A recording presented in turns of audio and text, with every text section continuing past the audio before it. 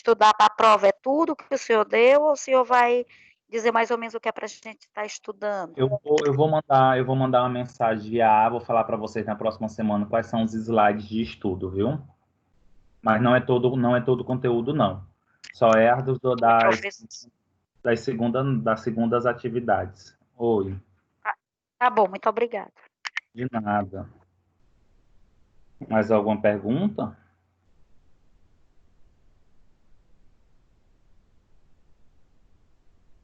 Então, turma, na aula passada, nós começamos a falar sobre a relação da estereoquímica e a conformação dos fármacos, né?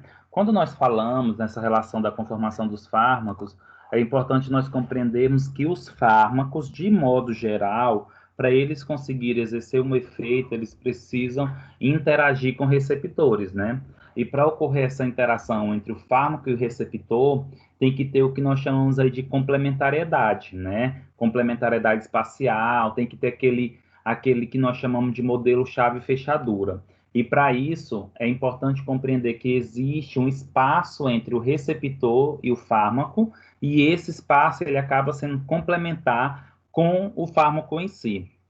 Contudo, muitas vezes, dependendo da característica do medicamento em si, esses medicamentos eles podem ter uma modificação estrutural, né? Como eu comentei para vocês, os medicamentos, gente, eles não têm uma estrutura planar, né? O que seria essa estrutura planar? Aquilo que a gente vê e acha que o fármaco, a molécula, ela é plana, e na verdade não é plana. O fármaco é uma molécula rotativa, é uma molécula tridimensional, é uma molécula que tem os átomos ficam tanto na frente, dos lados, nas laterais, atrás, tá?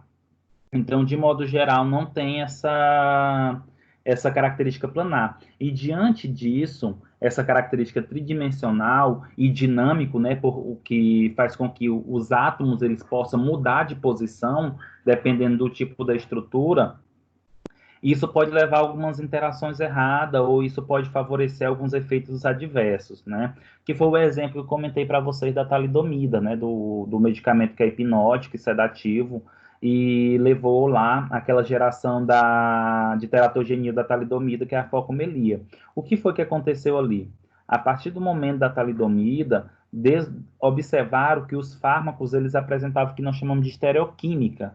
O que seria isso? Os fármacos eles poderiam ter o que nós chamamos aí de carbono quiral, ou carbono alfa, ou carbono que faz 4 ligações com radicais diferentes, né? Então, quando nós comentamos sobre isso, há uma possibilidade de modificação desses radicais, e isso pode levar a uma interação inadequada com o receptor, ou isso pode fazer com que não tenha uma interação correta.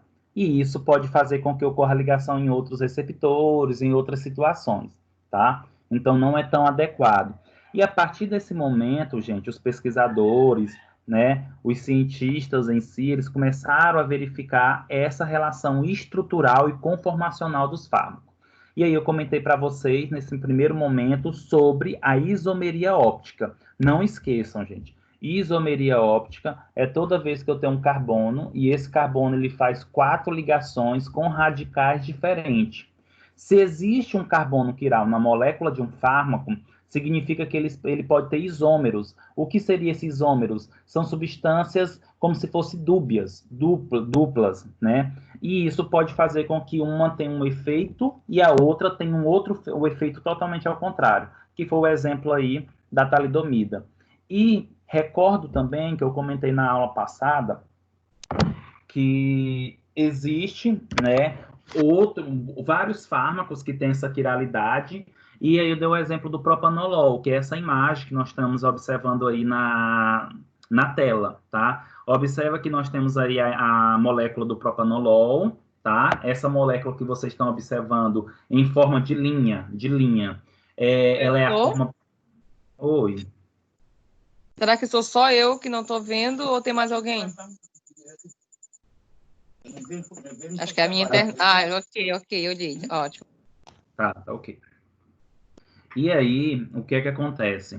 Se vocês observarem essa estrutura química do propanolol, que é um fármaco antipertensivo, um beta-bloqueador, vocês podem observar, gente, que ele tem uma estrutura planar. Lembrando que os fármacos, eles não têm essa estrutura planar aí, não. Os fármacos são tridimensionais, tá? São dinâmicos. O que é que acontece? A molécula do propanolol, gente, ele tem um carbono quiral.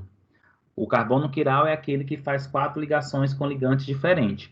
Nesse sentido, é importante nós compreender que se tem um carbono quiral, esse carbono quiral, consequentemente, ele vai fazer com que ocorra 2 versões desse fármaco. Uma versão que desvia a luz para a esquerda e uma que desvia a luz para a direita, tá? E um pode ser bom e outro pode ser ruim, vai depender do fármaco em si. Pronto. Eu iniciei a comentar para vocês sobre a isomeria óptica para contar a história da talidomida, mas a partir desse momento eu vou comentar para vocês outros tipos de isomeria que pode acontecer nos fármacos. A primeira que nós estudamos foi a isomeria óptica.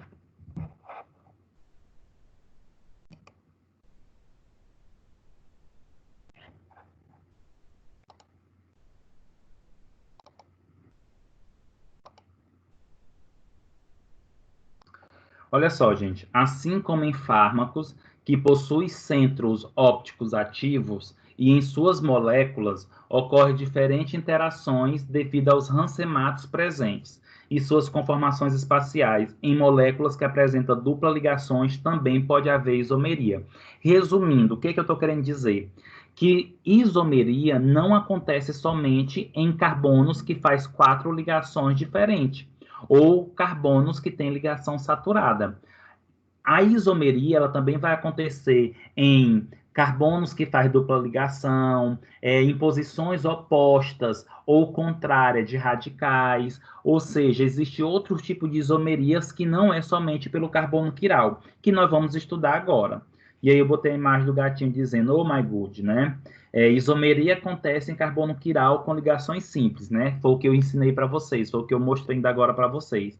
Agora, lá me vem ele com conversa de dupla ligação. Então, vamos começar a estudar quais são as outras isomerias que existem e que pode acontecer nos fármacos.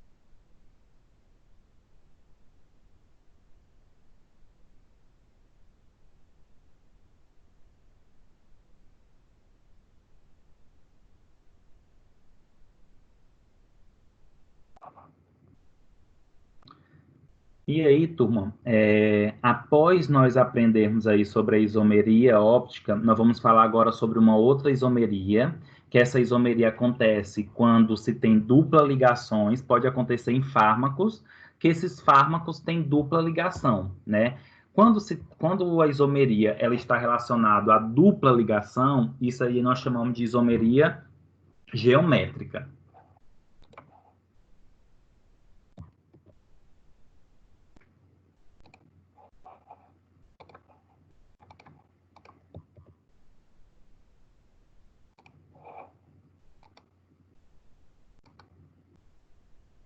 A isomeria geométrica, ela pode ser chamada de cis ou trans, ou ainda pode ser chamada de isomeria E ou S. A isomeria S seria cis e isomeria trans seria isomeria E, tá? E aí eu não sei se vocês recordam disso lá da química orgânica, mas geralmente quando nós vamos falar sobre isomeria geométrica, nós fazemos uma analogia do que é o contrário, né? Quando eu tenho radicais semelhantes em lados opostos, a isomeria trans, e quando eu tenho radicais semelhantes no mesmo eixo, na mesma posição, é chamado de isomeria cis, tá? Vou mostrar umas imagens para vocês aqui.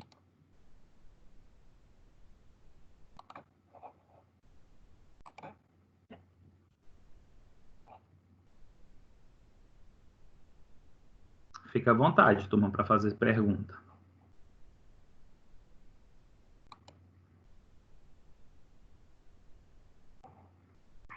E aí, turma, quando nós falamos nessa isomeria geométrica, que ela vai ser caracterizada por um perfil cis ou trans, ocorre quando um par de isômeros apresenta a mesma fórmula molecular, mas são diferentes em suas fórmulas estruturais. E essa isomeria geométrica, cis ou trans, ela pode acontecer tanto em compostos com ligações dupla ou em compostos cíclicos, tá?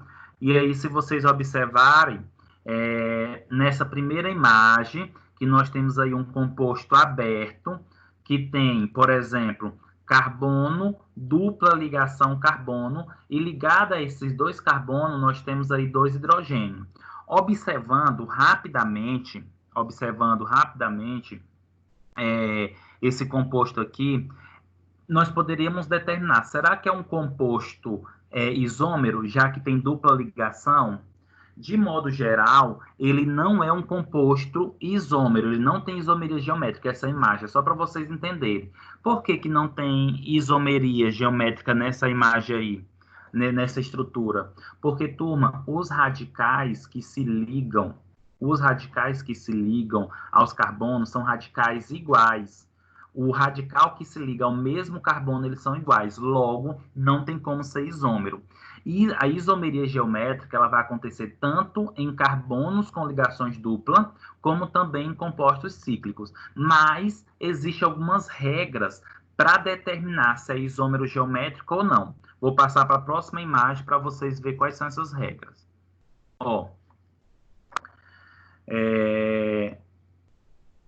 Quando se tem isomeria geométrica, que apresenta carbonos com dupla ligação, né?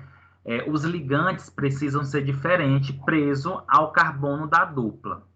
Seja a ligação dupla entre carbono e carbono e seus ligantes, A, B, C, D. A condição para que ocorra a isomeria geométrica cis ou trans deve ter seus ligantes A e B diferentes e C e D diferentes. Então, observa só. Nós temos aqui carbono, dupla, carbono. Se vocês olharem, gente, o radical que se ligam nesses carbonos, eles são diferentes. No primeiro carbono, do lado esquerdo para a direita, nós temos o A, que é um radical, e o B, que é um radical. Mas são radicais o quê? Diferentes. Quando eu falo radical diferente, é porque eles têm que ser diferentes entre si, entre o carbono. E no segundo carbono, que é o da direita, nós temos o radical C e nós temos o radical D.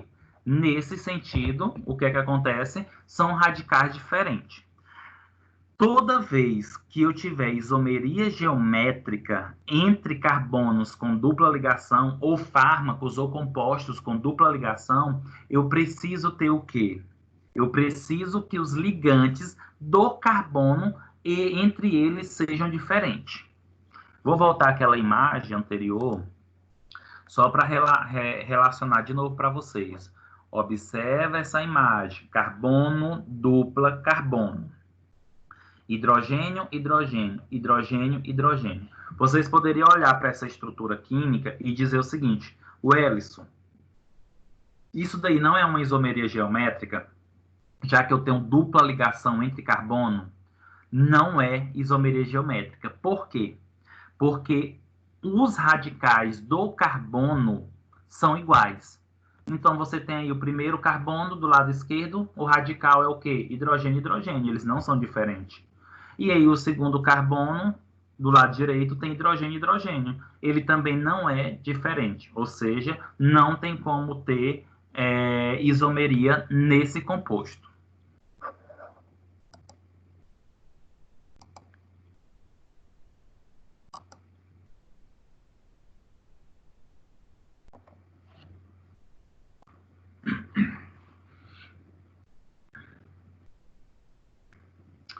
Observando agora essa imagem, nesse slide, nós temos aí, né?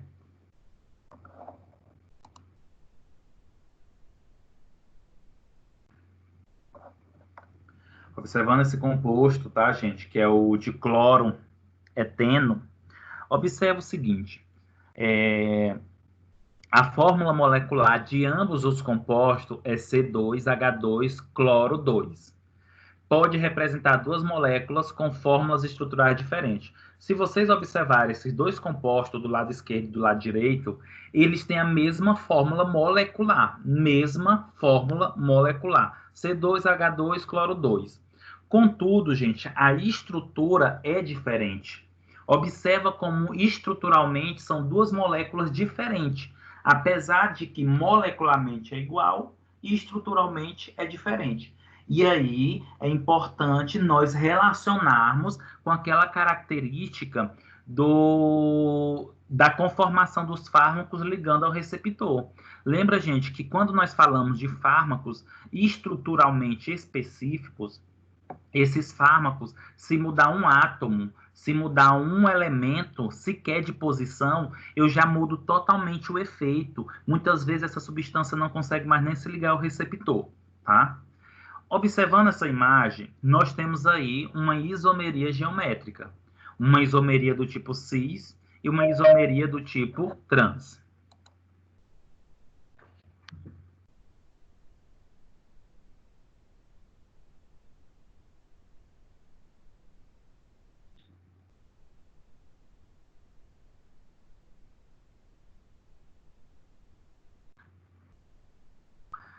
Vamos tentar entender, turma, o que seria essa isomeria cis e o que seria essa isomeria trans, tá?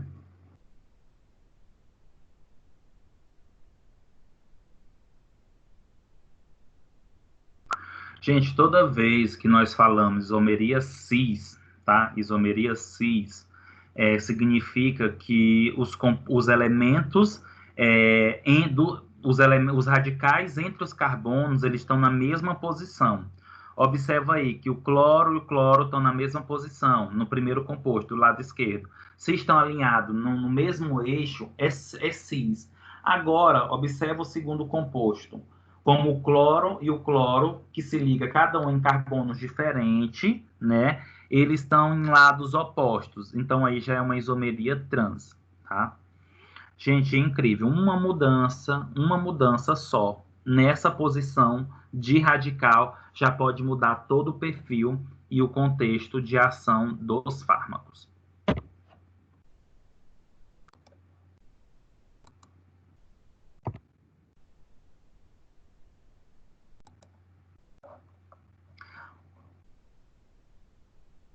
Um ponto importante, gente, para vocês conseguirem começar a compreender como determinar uma isomeria geométrica do tipo cis e trans em compostos com dupla ligação ou ligação dupla, primeiro é saber se esse composto pode ser isômero.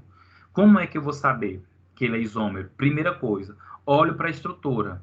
Se tem dupla ligação entre carbonos, há a possibilidade de ter isomeria geométrica. Depois eu vou olhar agora os carbonos e ver quem são os radicais. Se os radicais do carbono são diferentes, há isomeria geométrica. Eu tenho que verificar se é cis ou trans. Se radicais com o mesmo perfil de eletronegatividade, por exemplo, o mesmo perfil elétrico em si, estiver na mesma posição, cis. Se estiver em posição opostos, trans.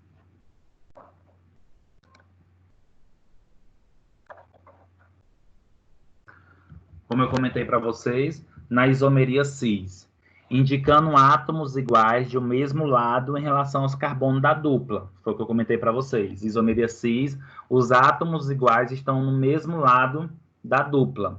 Na isomeria trans, indica que os átomos estão em posições transversais ou opostas em relação aos carbonos da dupla. E isso, gente, é perceptível com essa imagem aqui. Olha só, os cloro, na primeira imagem do lado esquerdo, estão do mesmo lado, e os cloro estão da imagem direita ao lados opostos. Do mesmo lado, cis, lados opostos, trans.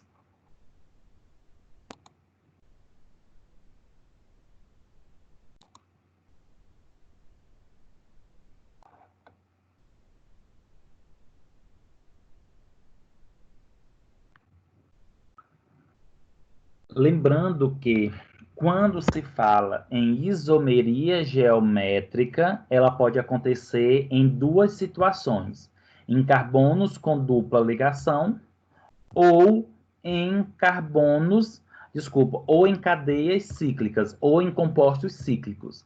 Aprendemos da dupla ligação, do carbono que faz dupla ligação. Agora vamos aprender dos compostos cíclicos.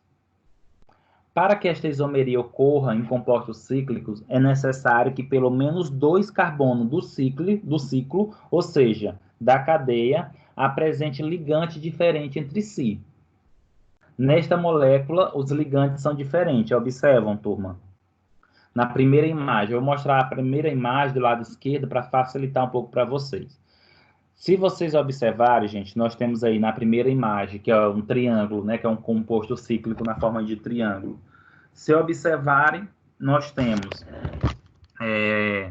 3 carbonos, observando o carbono de cima, que tem um carbono ligado a 2 hidrogênios. Imediatamente, eu sei que esse carbono aí ele não vai poder entrar na relação de carbonos que pode levar a uma isomeria geométrica em compostos cíclicos. Por quê? Porque ele apresenta 2 ligantes iguais, ou seja, ele apresenta aí, no caso, 2 hidrogênios.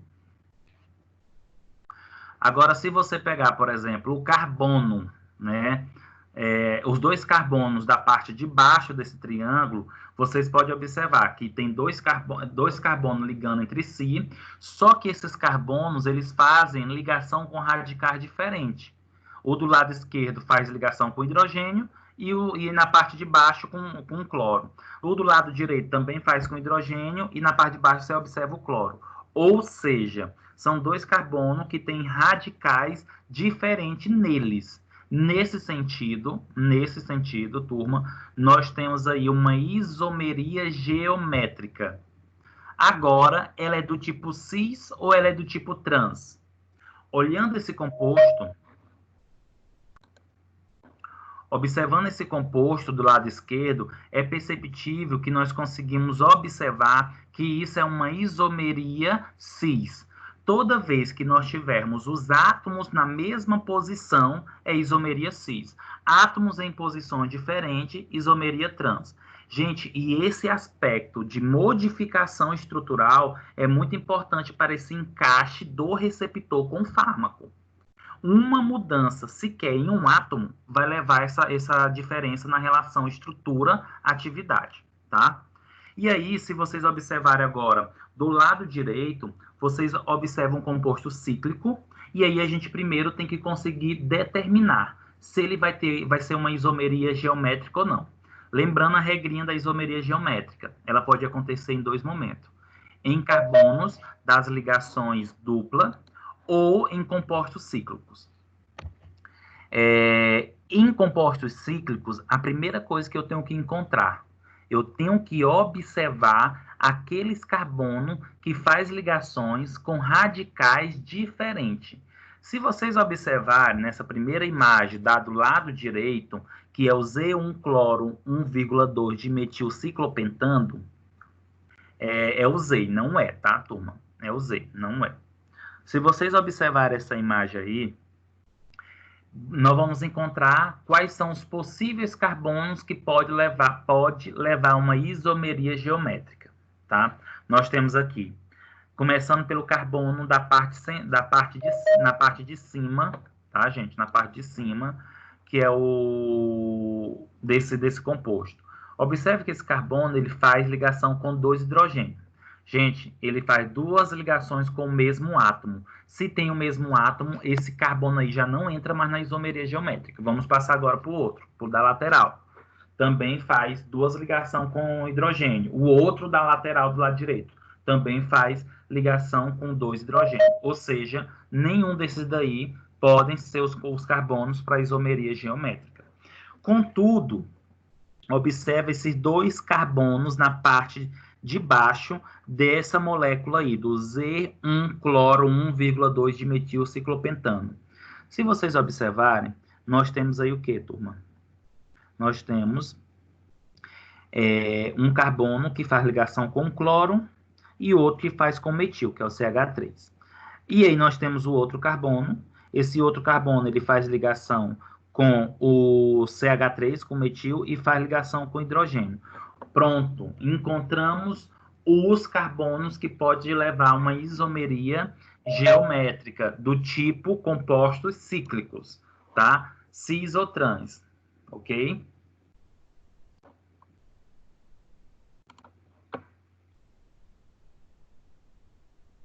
Essa imagem, turma, é só para ilustrar o que eu estava comentando para vocês. Vamos observar essa imagem do lado esquerdo, que é uma imagem mais simplicista para vocês compreenderem, tá?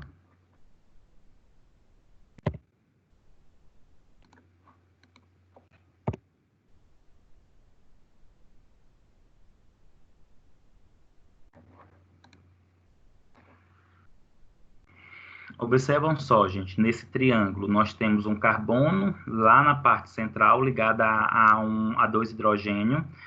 Na parte de baixo nós temos um carbono que está ligado ao hidrogênio, ligado ao bromo, e do lado esquerdo um outro carbono que está ligado ao hidrogênio e ao bromo. Lembrando que esses dois carbonos que eu acabei de falar para vocês não está sendo visível aí, mas lembra que todo cruzamento ou todo ponto final em relação às ligações, há a presença de um carbono. Se vocês observarem, gente, nós temos aí o carbono, um ligado ao hidrogênio e outro ao bromo, e o outro carbono ligado ao hidrogênio e ao bromo. Observa que eles são elegíveis para ser isômeros geométricos. Por quê? São carbonos ligados entre si por ligação simples numa cadeia fechada e tem radicais diferentes. Um é o hidrogênio, o outro é o bromo. Agora, olhando toda a cadeia em si, esse tipo de isomeria geométrica cíclica seria cis, porque eu tenho os compostos, os átomos, na mesma posicionamento. No caso aí, o bromo. Observa que o bromo está no mesmo posicionamento. E aí, é uma isomeria cis. Na outra imagem, também ainda em relação ao bromo, vocês podem observar que o bromo está em oposição oposta. Então, seria trans.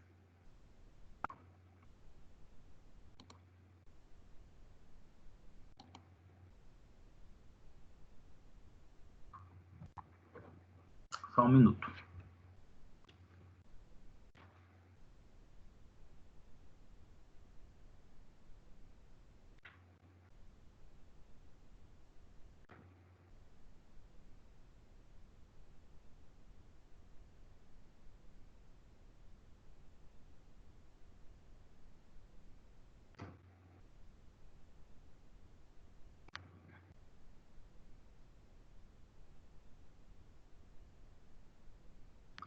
E aí, turma, já comentamos então aqui de duas isomerias, né? Da isomeria óptica, que tem a ver com carbono quiral, da isomeria geométrica, que tem relação com carbonos que fazem dupla ligação ou compostos cíclicos. E agora nós vamos falar de outra isomeria, que é chamada ou de isomeria planar ou isomeria de posição, tá? Gente, se vocês perceberem, talvez é um pouco complexo mostrar por uma aula, né, online, mas o que eu quero chamar a atenção de vocês para essas isomerias é o seguinte, que a modificação de um radical, a modificação de uma posição de um radical pode influenciar totalmente no efeito, pode associar totalmente numa interação entre a droga e o receptor, tá?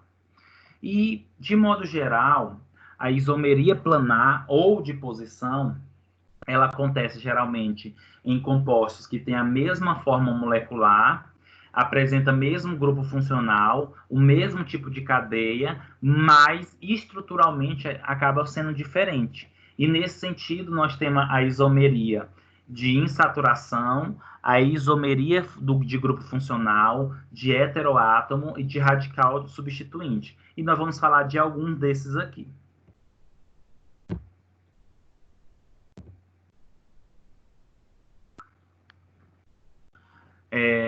Dentre essa isomeria de posição, nós temos aí a isomeria de posição associada ao heteroátomo.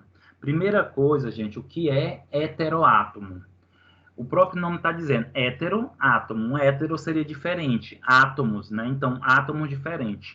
Se vocês observarem, quando eu falo heteroátomo, é a presença de um átomo, de um elemento, entre carbonos, que é diferente de hidrogênio, que é diferente do carbono e do hidrogênio.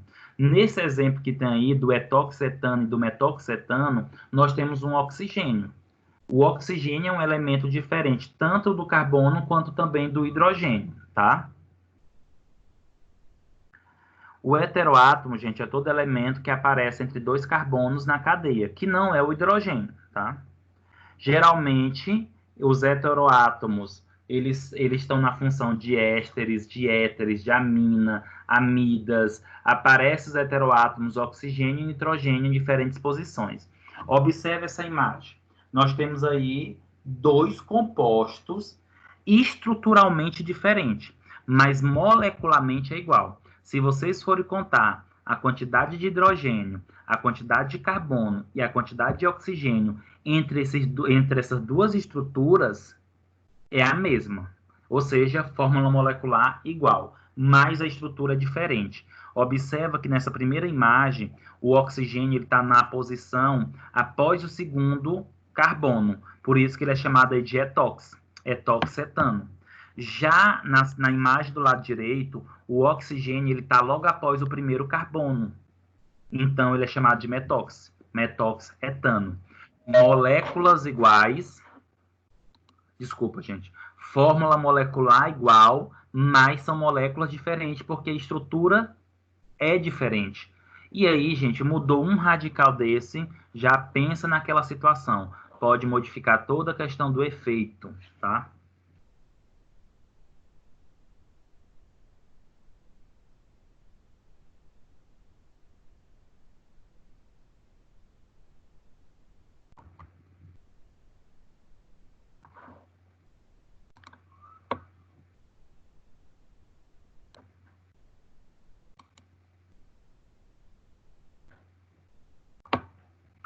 E uma outra isomeria, que nós vamos estar olhando agora, né? Na verdade, se não me falha a memória, é a nossa última isomeria que a gente vai estudar aqui, tá?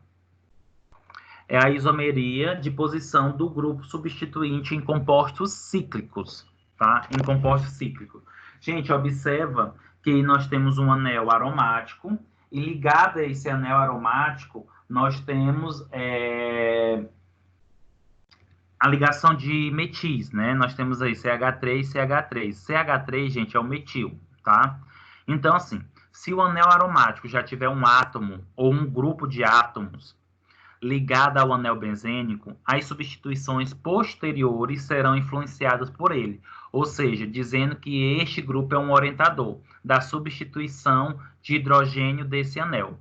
Então, observa aí, gente, que nós temos um metil bem na parte superior do anel aromático, certo? Bem na parte superior. E logo após esse metil, nós temos outros radicais. E aí, dependendo da posição que se encontra esse radical, ele vai ser um substituinte. Ele vai ser ou orto, meta ou para. Então, por exemplo, sempre vocês vão observar um grupo nessa parte central, nessa parte de cima.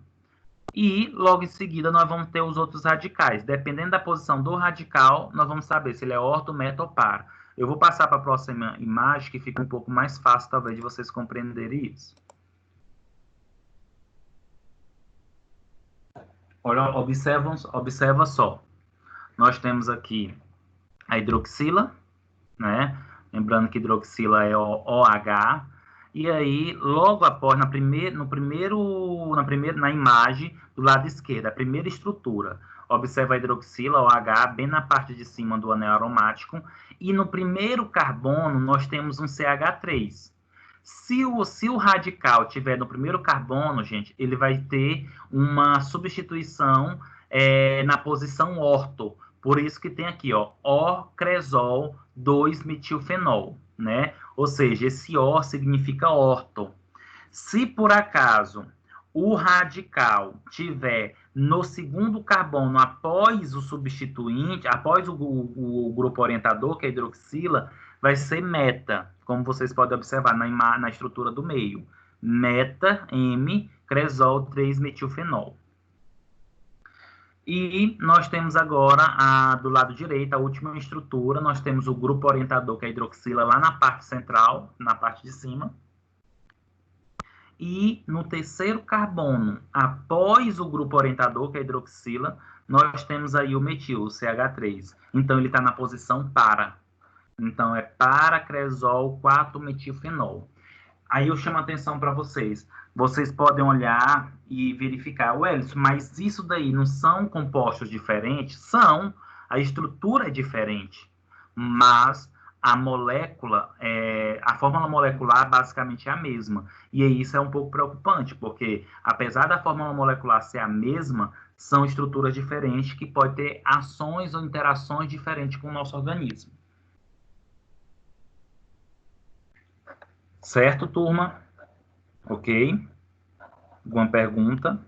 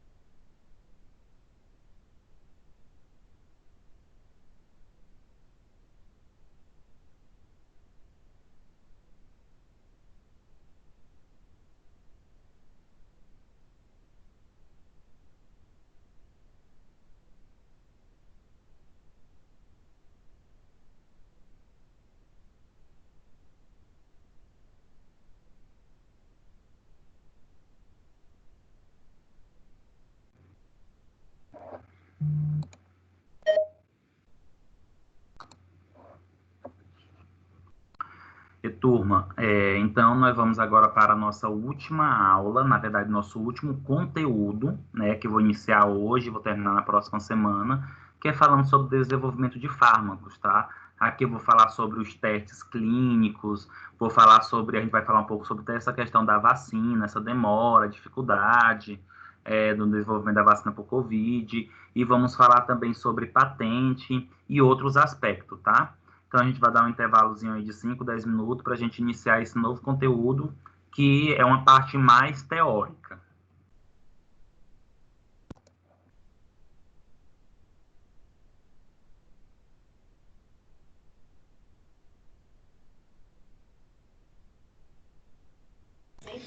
E professor?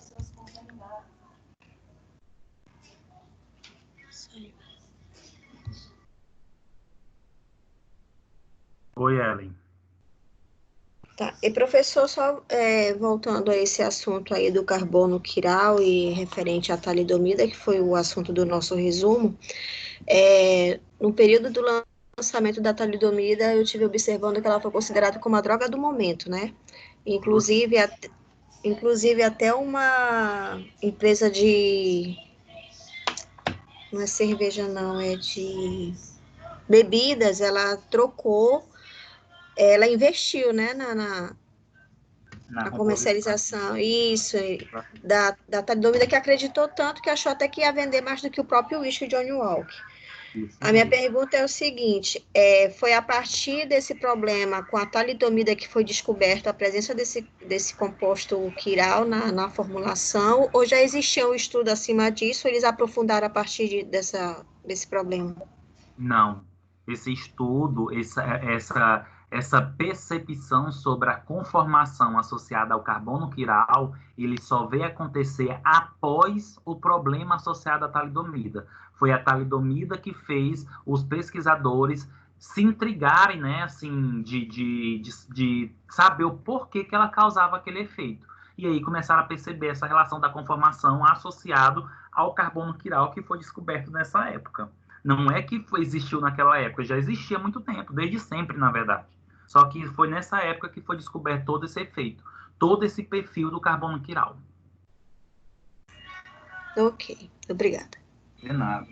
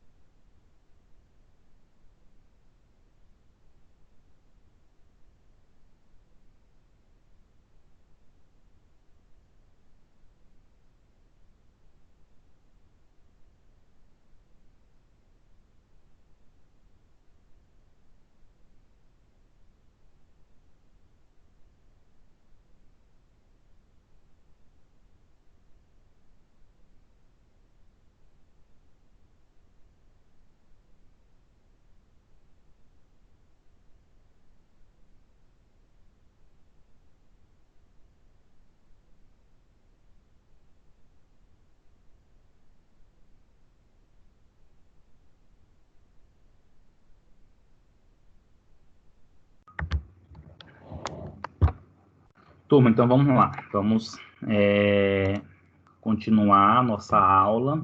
E agora nós vamos falar sobre desenvolvimento de fármacos, né? Vamos falar um pouco sobre essas etapas, vamos falar um pouco sobre esses aspectos associados ao desenvolvimento de fármaco. O que a indústria farmacêutica, né, química, elas têm de pretensão, o que elas acham melhor fazer, realizar. Então, primeira coisa, gente, o processo de pesquisa e desenvolvimento de fármacos, né, que é determinado por essa sigla P&D, é complexo, longo e de alto custo. Inclusive, nós já até conversamos, já debatemos um pouco disso na sala de aula, sobre essa questão desse custo, dessa dificuldade, o tempo que demora, né, em torno de 10, 20 anos, os alto custo que é para encontrar uma fórmula, para descobrir um novo medicamento, tá? A descoberta de novos medicamentos tem suas raízes profundamente ligadas às inovações científicas e tecnológicas. Então, assim, para que cada vez a gente venha descobrindo novos fármacos, novas moléculas, é importante também que a ciência técnica, né, quando eu falo a ciência tecnológica, equipamento, reagente, cada vez mais se aprofunde, né, evolui para isso.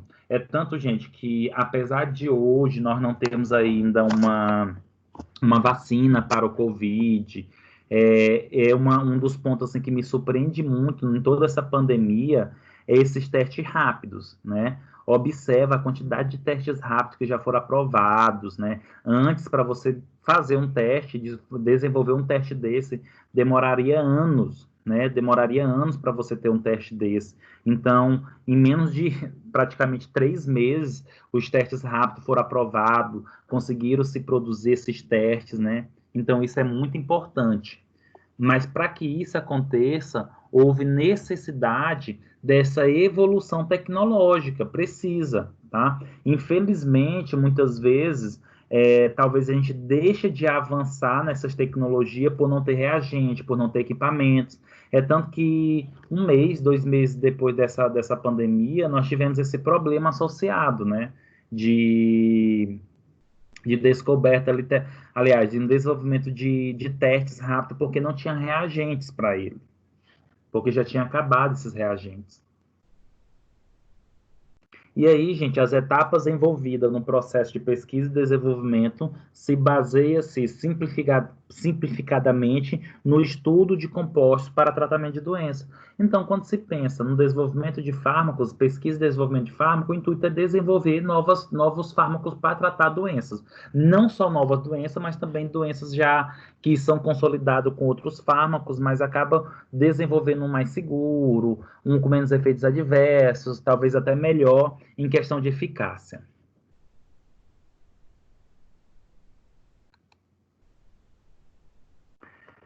Contudo, turma, olha esses dados aqui. Apesar dessa pesquisa, apesar desse desenvolvimento de fármacos em si, olha só, a cada 300 mil moléculas sintetizadas, o que seria essas moléculas sintetizadas? A cada 300 moléculas sintetizadas, produzidas, por exemplo, em laboratórios, descobertas, né? Apenas 20 mil entra na fase pré-clínica, né? Que eu vou comentar para vocês que fases são essas, né? Geralmente a gente fala para a fase pré-clínica ainda associada a animais, tá?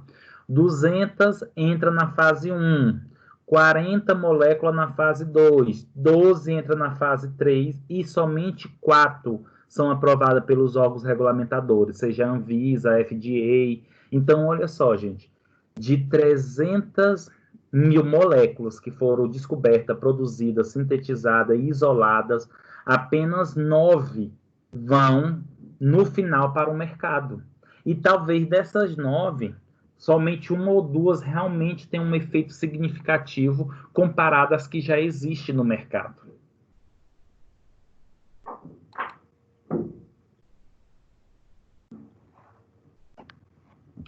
Diante disso, é necessário, gente, estudar novas entidades químicas. O que seriam essas novas entidades químicas? É importante identificar novas estruturas químicas com potencial de uso farmacoterapêutico, tanto para alvos moleculares já estabelecidos, como para novos alvos biológicos. Gente, quando eu falo estudar novas entidades químicas, eu estou me referindo a descobrir uma nova molécula. Literalmente é uma nova substância, tá? Por que que eu falo isso? A maioria hoje das indústrias farmacêuticas, o que que elas estão fazendo? Elas pegam os fármacos que estão no mercado, que já foram lançados no mercado, e pega aquela estrutura química, e daquela estrutura química elas vão desenvolver, elas vão desenvolver outros fármacos, mas com base naquela estrutura. Um exemplo, omeprazol. Nós temos omeprazol, e depois veio o pantoprazol, lansoprazol, enzomeprazol. Esses fármacos que eu acabei de falar para vocês, esses últimos, se vocês pegarem eles têm a mesma estrutura basicamente do omeprazol. Então, não é uma nova estrutura química, não é um novo fármaco que age em outro mecanismo. Então, assim, é importante que a indústria comece também a descobrir novas estruturas químicas. O problema, gente, é que desenvolver medicamento a partir de uma estrutura química inédita é difícil, é complexo descobrir essas estruturas, viu? Por isso que é preferível pegar fármacos que já existem, eu conheço a estrutura química, vou modificando um radical ou outro e surge um novo fármaco. Melhor pouca coisa, mas aí eu tenho uma nova molécula para lançar no mercado.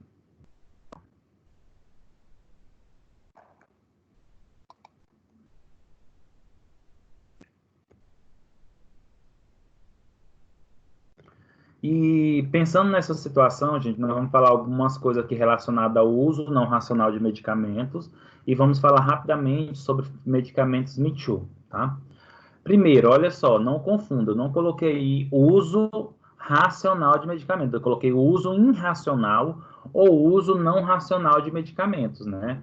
Quando eu falo uso não racional de medicamentos, eu estou me referindo ao uso excessivo, né? O que seria isso? Infelizmente, o uso excessivo faz com que a cada ano novos produtos sejam lançados, sem que isso redunde em proporcional melhora no estado geral de saúde dos consumidores. Aí, o que que esse texto ele não diz? O que que esse texto ele nos traz? Ele está mais ou menos dando um tapa na nossa cara, gente. Em que sentido? Dizendo o seguinte, olha, esse monte de produto farmacêutico que tem aí nas farmácias, o motivo deles terem aí é porque tu não para de comprar. E aí a indústria está o tempo todo lançando um novo produto, só que esse novo produto, gente, ele não é um novo. Ele não é um novo. Muitas vezes esse produto, ele não tem fórmula diferente. Muitas vezes esse produto é um que já existe, né? Em outra concorrente ou no mesmo laboratório. Só que aí a indústria lança com o intuito de, literalmente, favorecer o processo de venda. Olha o exemplo aí do Doflex Uno, né, que tem dipirona. Será que teria necessidade de ter o Doflex produzir dipirona somente? Já tem várias dipironas aí. Contudo, gente... Professor, tipo também o lisador DIP também, né? Justamente. Lançaram também o lisador DIP. Justamente, isso mesmo. Tem necessidade de ter esses fármacos se já tem várias outras empresas que têm esses fármacos em laboratório, desculpa, não tem necessidade. Mas as indústrias elas acabam lançando esses produtos trazendo um tal de novo que não é novo. E esse marketing, porque tem uma nova fórmula, porque a concentração é maior, porque a liberação dele é diferente. Contudo, gente, isso daí simplesmente não é um novo produto, não é um produto eficaz, é um que já existe. E isso, um motivo de favorecer isso é porque a gente compra demais, tá? Literalmente, nós compramos muito medicamento. E isso leva ao uso... Professor, Oi. eu tenho uma dúvida aqui, porque tem por exemplo, tem o pantoprazol, né? Sec hidratado, e tem o Iniloc, que é pantoprazol magnésio hidratado. Qual é a diferença deles? O senhor sabe me dizer? Daiane, a primeira coisa, qual é o mecanismo de ação deles? É o mesmo, eles são inibidores da bomba de próton. Quando vocês observarem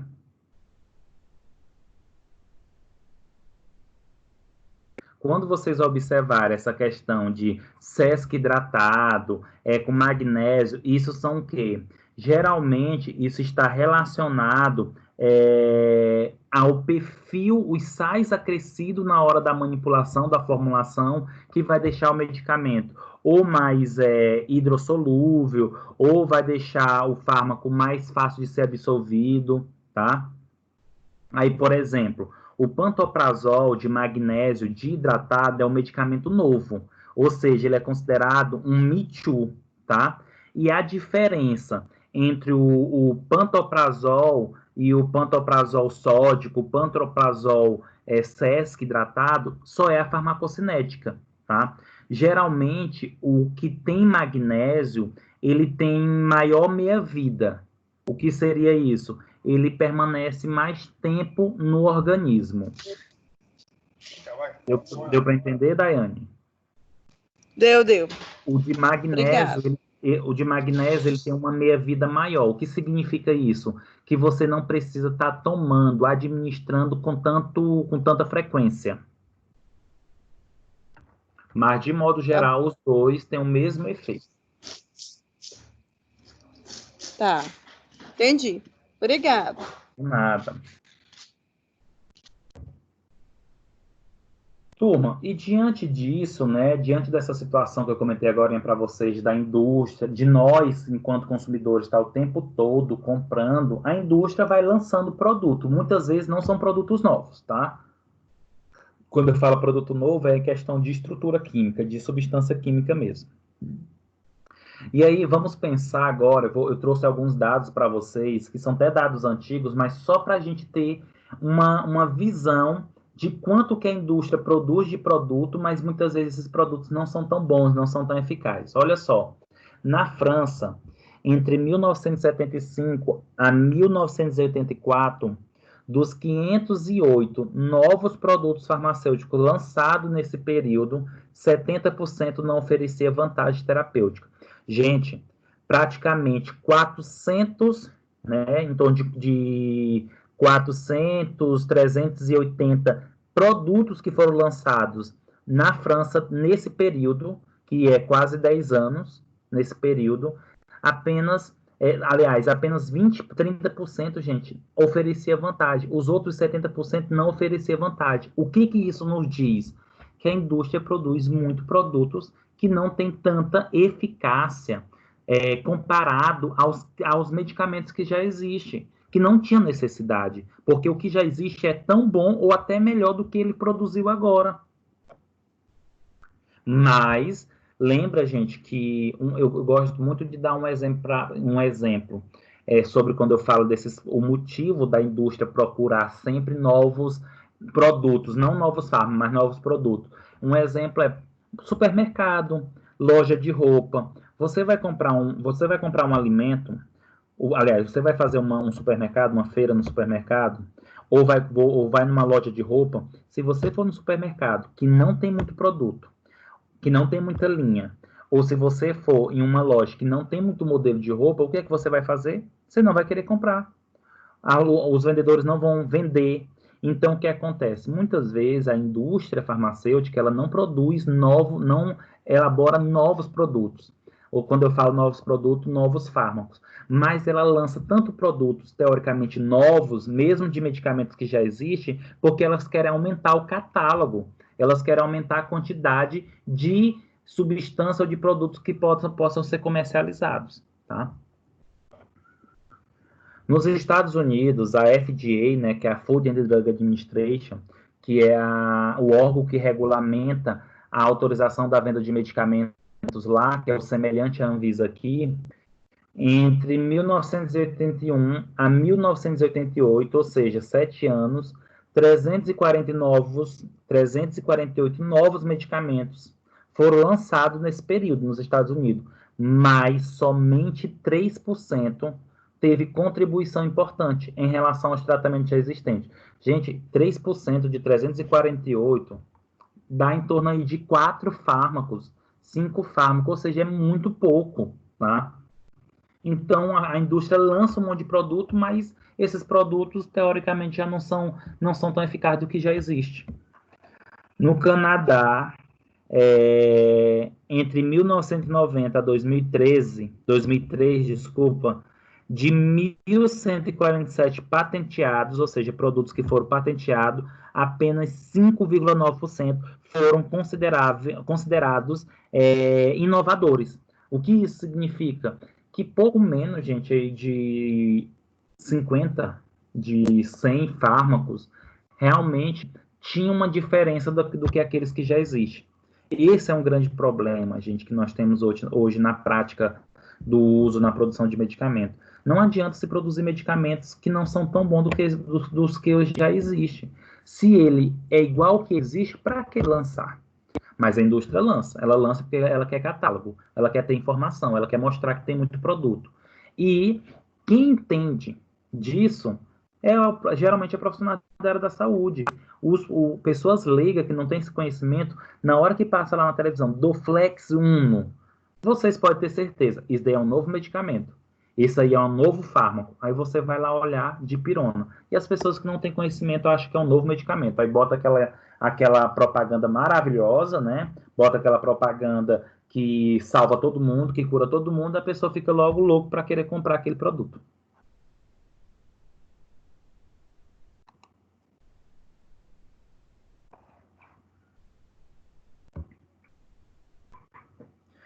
E aí, turma, vamos entender o que seriam os fármacos Me Too.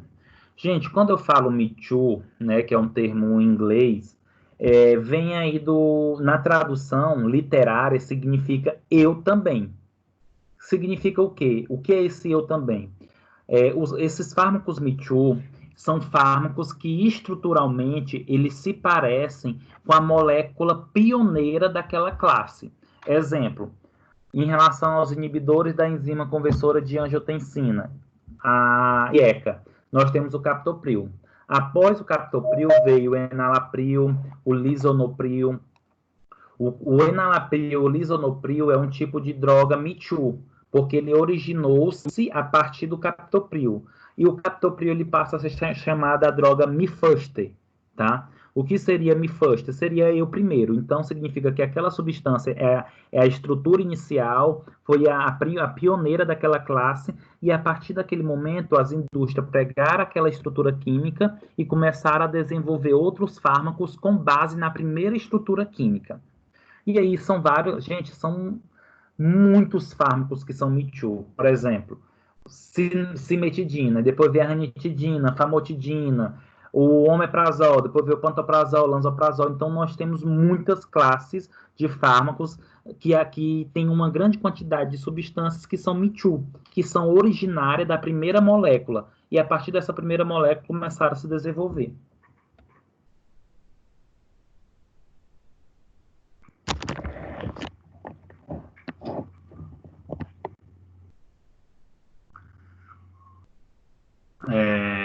E, consequentemente, né, apesar de eu falar para vocês que os Me Too, eles têm uma parte estrutural semelhante, eles também têm uma parte estrutural químicas e propriedades terapêuticas diferentes, tá?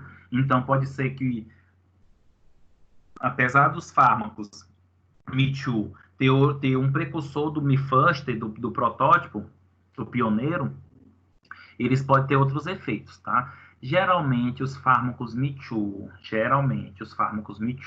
eles têm a tendência de ser um pouco melhor do que os fármacos pioneiros, tá? Tem tendência de ser um pouco melhor. Em que sentido? Por exemplo, os fármacos Me Too, vou dar um exemplo, captopril. O captopril, ele causa, gente, como se diz, causa muita tosse seca. Já o enalapril, ele já não causa tanta tosse seca, tá? Então tem uma característica melhor do que o pioneiro. O omeprazol geralmente é mais indicado só em jejum. O pantoprazol já pode ser indicado para fazer uso em qualquer horário. Então, assim, geralmente os fármacos Me Too, ele tem um perfil melhor do que os Mifustor. Além disso, qual é a importância de se desenvolver fármacos Me Too? O risco associado à perda de todo o trabalho de desenvolvimento é bem menor, porque as propriedades do esquema farmacêutico já foram otimizadas e já foram melhoradas no desenvolvimento do Me Too. Ou seja, gente, eu já tenho basicamente a estrutura pronta. Eu já fiz vários testes com a molécula pioneira. Então, eu já sei todos os caminhos que eu devo percorrer para o desenvolvimento do Me Too. Então, otimiza-se tempo, diminui o desperdício de dinheiro, lança-se mais rápido no mercado, e isso leva a várias características importantes para a indústria.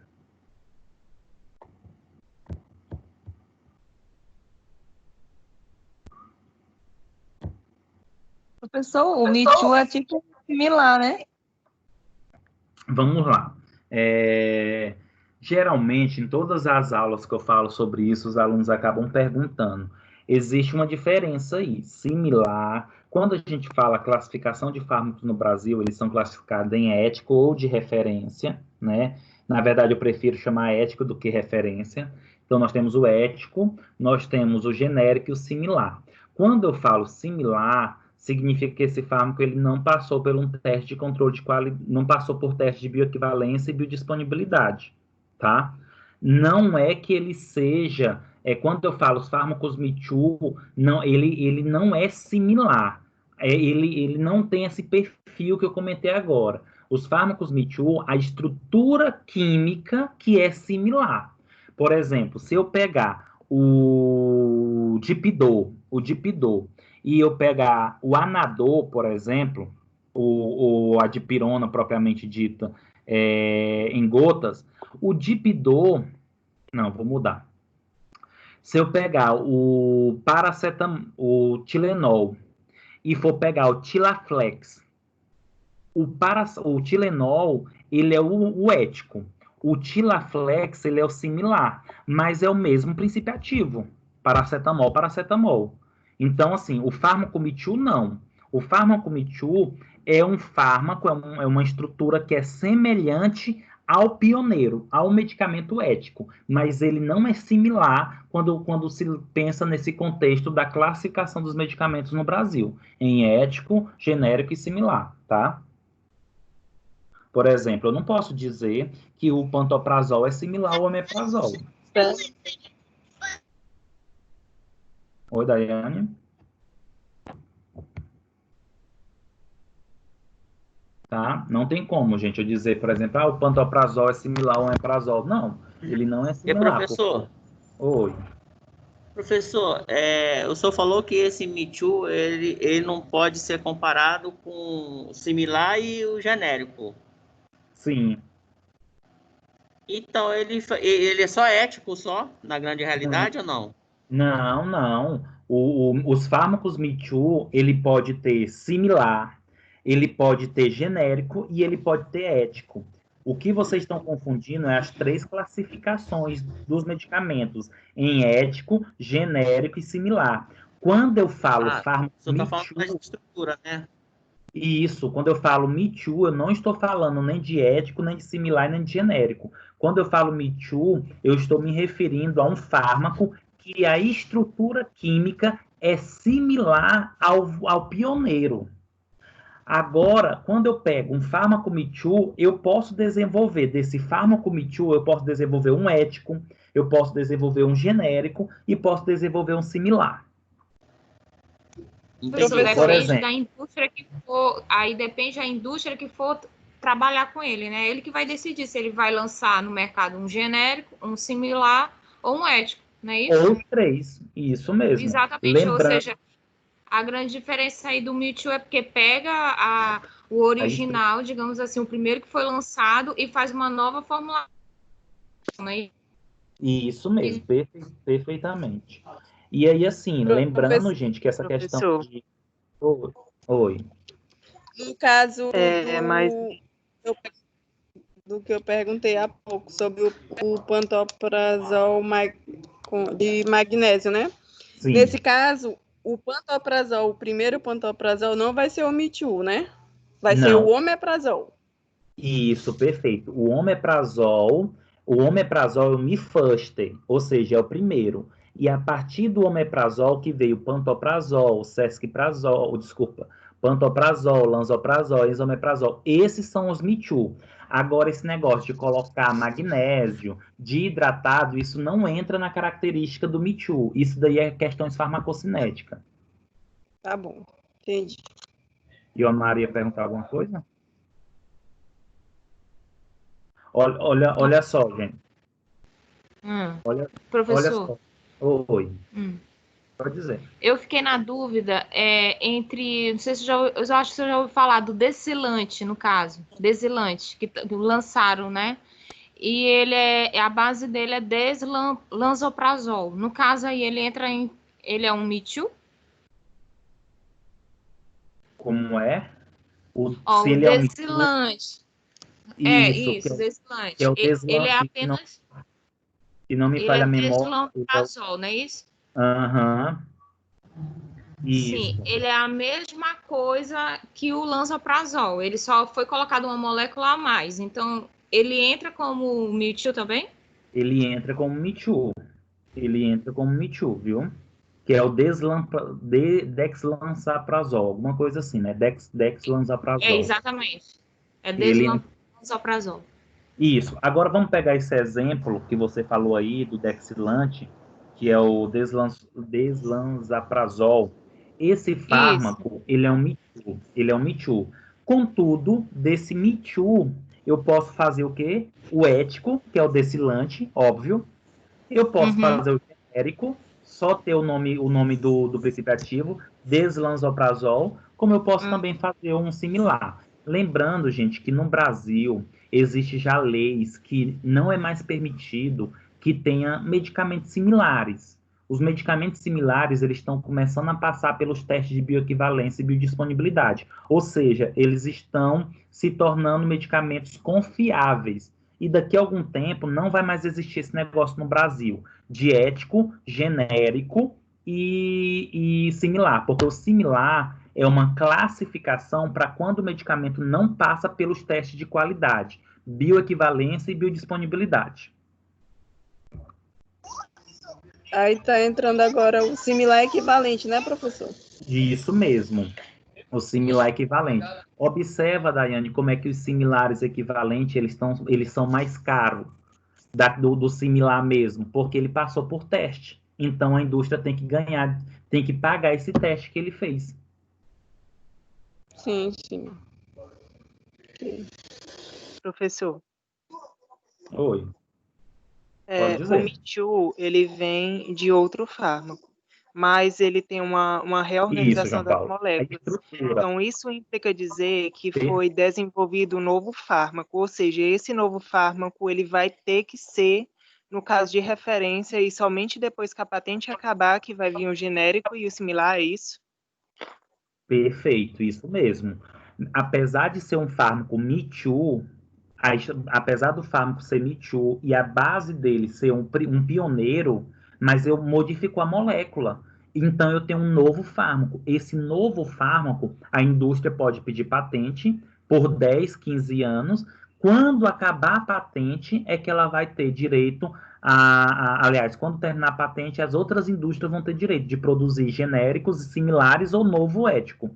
O teu raciocínio está certo. Apesar de eu estar dizendo que Me Too, a estrutura é semelhante ao primeiro, mas é uma nova molécula, ou seja, é um novo fármaco. Se é um novo fármaco, aquele que descobriu, aquele que organizou a nova molécula tem direito à patente. Entendi. Certo. Eu vou dar alguns exemplos para vocês agora de fármacos que são Me Too, tá? E aí vocês vão observar o tanto que esses fármacos eles têm estruturas que são semelhantes, parte da estrutura que é semelhante e parte da estrutura que não é semelhante, tá? Um exemplo, gente, de fármaco um exemplo de fármaco que é considerado Me Too, nós podemos falar, por exemplo, dos inibidores seletivos da ciclooxigenase tipo 2, né, a COX-2, que tem um esqueleto mínimo similar originado do Vioxx, que é o Revococib. O que seria isso? Eu vou comentar rapidamente para vocês, só para vocês relembrarem. Toda vez que eu falo COX, eu estou falando de uma enzima chamada ciclooxigenase, e ela é responsável pela transformação de um composto em prostaglandina, que é o que mantém, é o que leva à inflamação. E quem é responsável por isso, principalmente a COX-2, tá? E aí, quando a gente se toma um anti-inflamatório seletivo da COX-2, que são chamados de coxibes, o primeiro fármaco, né, é o Revecocib. E a partir dele surgiu os outros. Vou passar a imagem para vocês observarem.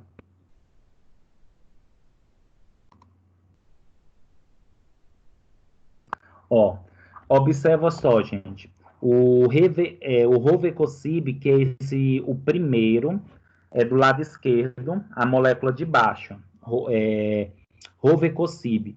Essa molécula Revecocib que vocês estão observando, ela é a molécula pioneira. Então, ela é chamada, gente, de me first. Eu primeiro. Me first. Eu primeiro. A partir dela que surgiu os outros medicamentos. O Selecocib, Valdecocib, Parecocib, Heterococib, Lumiracocib. Lembrando, gente, que quando eu falo desses outros fármacos, eles são os Me-Too. E o que é Me-Too? É um fármaco que tem uma estrutura molecular semelhante ao primeiro. Não significa que é igual. Semelhante não é ser igual, tá, gente? É algo parecido. Observa como é que o Selecocib tem muita parte parecida com o Rovecocib. O Heterococib, o Valdecocib também. Todos têm uma semelhança com o Rovecocib, tá?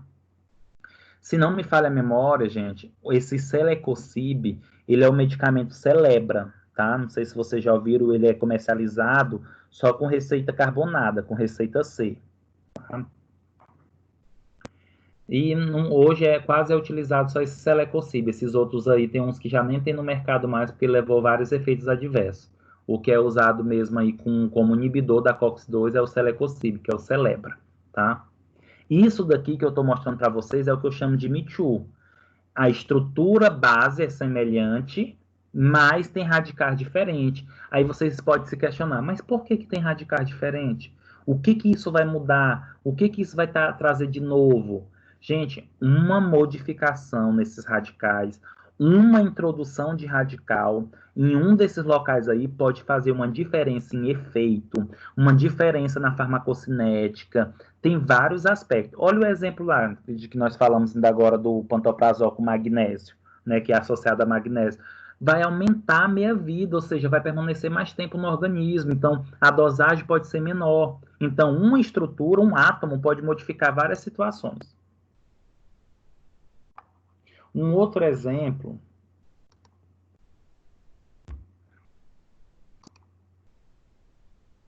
Um outro exemplo de fármacos Me-Too, nós podemos falar aí do Levitra, né? O Levitra, que é o da Bayer, é o similar do Viagra, o Pfaz. Ou seja, eles têm estruturas semelhantes por ser um Me-Too. Primeiro veio o Viagra, né, que é o sildenafila, e depois veio o Levitra, né? Se vocês observar, o Levitra aí é o Vardenafil, tá? Vardenafil. O Vardenafil, ele é um Me-Too, e o sildenafil é o Me-First. Observa aí, gente, observa a semelhança e diferença. Olha a quantidade de pontos que é semelhante entre o sildenafil e o vardenafil. Se vocês observarem essa cadeia lateral que tem tipo como se fosse uma cadeirinha de descanso aí de praia, observa que é quase semelhante. O que muda basicamente aí é só a inclusão de um metil, de um outro carbono e um metil no nitrogênio. Então, quando nós pensamos no Me-Too, nós temos um fármaco que estruturalmente é quase que semelhante ao Me-First, tá? Observa aí o sildenafil e o vardenafil, onde tem um retângulo. Olha a pequena diferença. Basicamente é só na posição dos nitrogênio, na cadeia cíclica do lado direito, né? É só na posição do nitrogênio que muda esse aspecto aí. E professor, esses fármacos Me-Too, ele também tem diferença quando a pessoa toma, tipo assim, no efeito, quando a pessoa toma? Tem. E qual é essa diferença, professor, de um para o outro? Tá, o que não, É da não existe. toxicidade ou é da toxicidade, Tá. é referente à toxicidade? Do Maria, efeito Maria, colateral? não tem um padrão. O que eu posso te afirmar é que os Me Too sempre eles vão ser um pouco melhor que os Me First. Pode ser no efeito, pode ser que uns são menos tóxicos, pode ser que uns têm menos risco de intoxicação, pode ser que uns são melhores por causa do horário de tomar, pode ser que uns são melhores porque permanece mais tempo no organismo. Então, assim, os fármacos Me Too sempre é para eles serem um pouco melhor do que os Me First, mas não é só na toxicidade, pode ser no efeito, tá? Pode ser, por exemplo, o sildenafil, gente, que é o Viagra, ele tem um risco cardíaco bem maior do que o vardenafil. O vardenafil, ele tem risco menor cardíaco, tá? Só um momento, deixa eu voltar aqui os slides.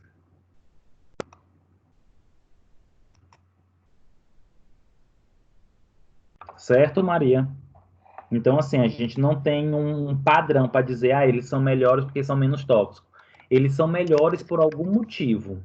Pode E, ser professor, aqueles medicamentos do HIV, eles também são os Me Too? Porque eles são todos parecidos, né? Peraí. Isso vai depender de que sentido, vai depender de quais você está falando, porque assim, lembra, para eles serem, de modo geral, Me Too, eles precisam pertencer à mesma classe, e das classes, e daquela classe surgiu um novo fármaco. Exemplo, um dos fármacos para o tratamento do HIV, que eu acho que a maioria aqui conhece, já ouviu falar, é o AZT, que é a zidovudina. A zidovudina, ela pertence à classe dos inibidores nucleotídeo da transcriptase reversa. Só que aí já tem o Sacnavir. O Sacnavir, ele é um inibidor da protease. Ambos são utilizados no tratamento do HIV, mas nenhum dos dois são Me Too, porque um é de uma classe e o outro é de outra classe. Agora, dentro da classe dos inibidores da protease, tem outros, e esses outros vieram do Sacnavir. Aí sim, esses outros são Me Too. Esse do Sacnavir, porque meu sobrinho toma esse, entendeu? Que ele tem um vírus, aí ele toma esse da classe. Aí por isso eu fiquei em dúvida, né? Porque ele faz uma mistura doida. Aí eu fiquei em dúvida, aí veio essa pergunta na minha cabeça, para o senhor me tirar minha dúvida. O que é que acontece? É porque você classificou, pelo que eu entendi agora, os medicamentos utilizados para o HIV. Então, assim, os antirretrovirais.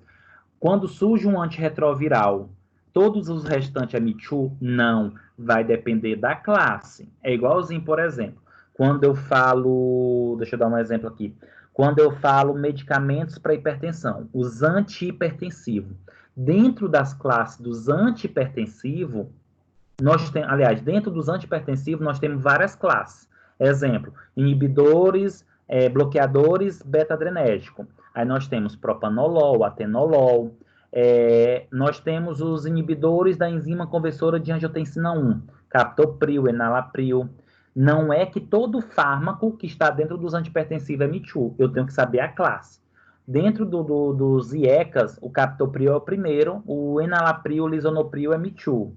Aí, dentro, se não me falha a memória, dentro da classe dos beta-bloqueadores, nós temos aí o atenolol como primeiro, depois vem propanolol e assim por diante, tá? Então, eu tenho que ver o nome da classe e ver quais são as subclasses pertencentes. E o motivo de se tomar tanto medicamento... Oi, João Paulo. A gente pode dizer que uma diferença também desses fármacos Me Too seria mais em relação à farmacocinética, devido desde a absorção até a excreção, e também o fato da metabolização e excreção estar relacionado com a toxicidade? Totalmente, pode sim. Como eu comentei, os Me Toos sempre eles vão ter um quê a mais. Então, pode ser que ele é melhor absorvido, ele não se acumule tanto na corrente, nos tecidos adiposos. Então, geralmente, os Me Toos, eles têm um perfil farmacocinético diferente. Um exemplo clássico, omeprazol é melhor o efeito dele em jejum. Pantoprazol, a absorção dele pode acontecer em qualquer momento do dia. Isso nos mostra o quê? Que houve uma diferença para melhor no pantoprazol, tá? E aí tá associado à farmacocinética nesse contexto. E aí, só finalizando essa questão da... E em relação à farmacodinâmica, que tem lá o encontro do fármaco com o receptor. Como a gente está falando de moléculas que estão mudando posição, de isomeria, então, qualquer mudança, ele vai influenciar, né, na modificação do fármaco, mas dentro da farmacodinâmica, como nesse caso vai ter que ter um receptor. O receptor, ele pode mudar ou ele continua o mesmo do pioneiro para o Me Too? Certo. Primeira coisa, João Paulo, os receptores nunca mudam. Aquele padrão de receptor não é para mudar. Se for, por exemplo, se for um micro-organismo, vai mudar as suas proteínas, mas o receptor das células do nosso organismo não é para mudar, não, tá? O que é que acontece? Eu entendi a sua pergunta. Você está se questionando, mas se eu pego um fármaco Me Too e mudo a estrutura dele, como é que ocorre, então, essa interação com o receptor, já que se mudar um átomo, pode mudar todo o perfil? Só que aí, como eu sou um químico farmacêutico, eu tenho esse conhecimento, eu posso colocar átomos que tenham uma ligação melhor com o receptor. Vamos imaginar, a substância básica é um cloro, o átomo. Só que eu sei que o oxigênio é mais eletronegativo que o cloro. Aí o que é que eu vou fazer? Vou colocar o oxigênio no lugar do cloro. Então eu acabo tendo uma interação da molécula melhor com o receptor. Nesse caso dos Me Too, quando se tem essa mudança estrutural, eu faço ter uma interação melhor, porque eu vou colocar radicais que se interagem com aquele radical, com aquela estrutura química do receptor. Certo? Como no caso, o que a gente viu em relação à ligação de hidrogênio, de polo, eletronegatividade, é isso, né? Justamente, por exemplo, vou dar um exemplo.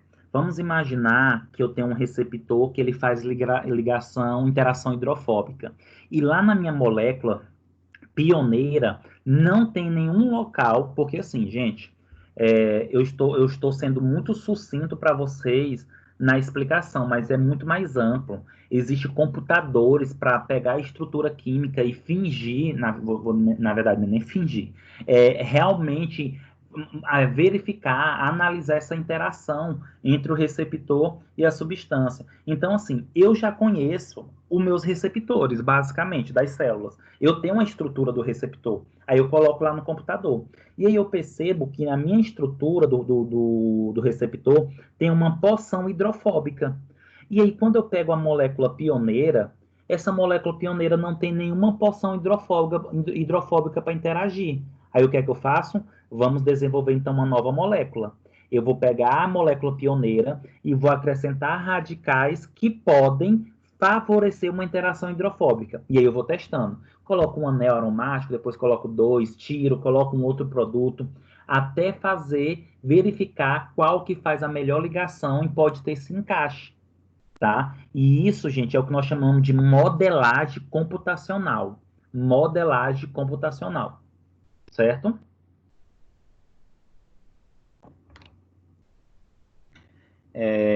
E aí, só para finalizar essa parte, em relação à Maria da Glória, que ela falou, mas o meu sobrinho toma um monte de coisa. Gente, para o tratamento do HIV, o paciente literalmente toma o que nós chamamos de coquetel. Eu não sou muito fã desse nome, coquetel, porque nos remete a líquido, nos remete a álcool, a droga, né? E na verdade não é isso. Aliás, é droga, só que não ilícita, tá? E aí, gente, geralmente para se tratar um paciente com HIV, ele tem que tomar pelo menos 3 classes de antirretroviral, tá? Pelo menos 3 classes. Por isso que a gente fala, é um coquetel, porque é uma grande quantidade de substâncias, tá? Hoje, um dos termos mais usados para dizer coquetel é chamado de TARA-A. TARA-A. Tratamento antirretroviral altamente ativo, tá? Em vez de falar coquetel, fala TARA-A, tá? Tratamento antirretroviral altamente ativo.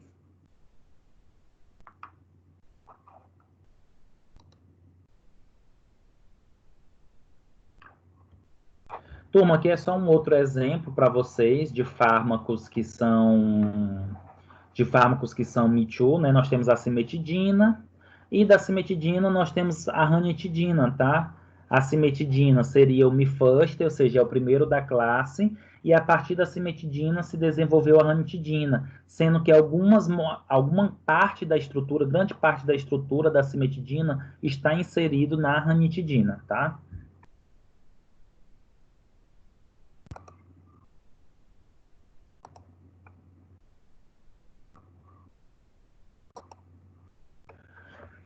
E aí, gente, o foco hoje das indústrias é cada vez mais produzir produtos biotecnológicos ou biofármacos. Geralmente, os fármacos que as indústrias têm mais preferência em produzir são aqueles fármacos que vão ter muito lucro, retorno, e isso tem a ver muitas vezes com o tipo de doença.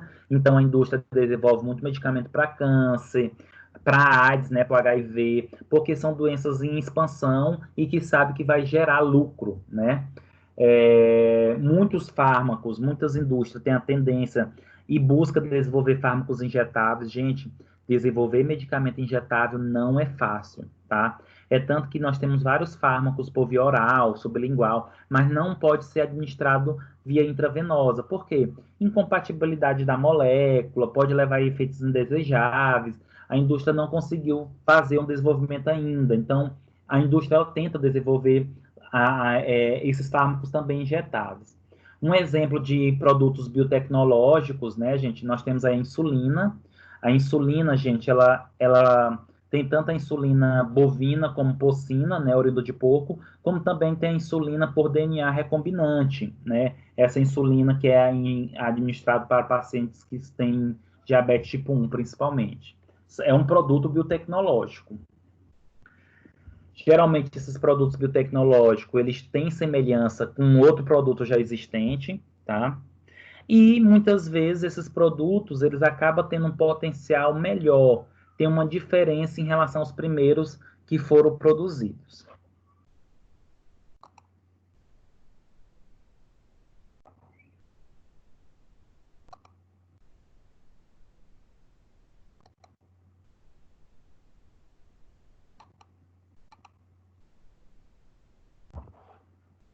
Turma, alguma pergunta?